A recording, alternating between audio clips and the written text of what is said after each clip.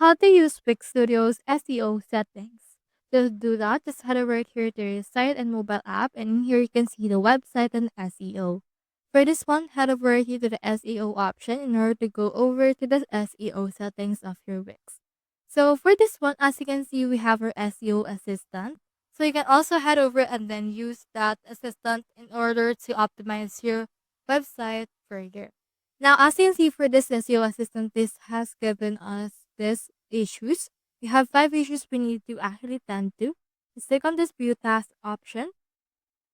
And then in here, you can get access to SEO assistant as well with the premium plan. So once you have added right here premium plan, you should be able to use this.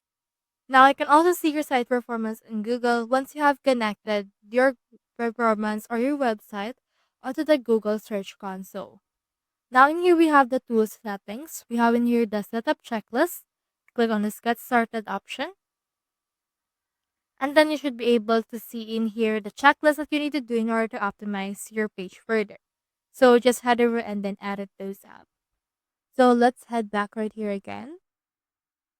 And then in here we have the SEO settings. So click on it right here. Now from in there you should be able to see this. So just choose the page type, and you can also let the search engines index your site is here as well.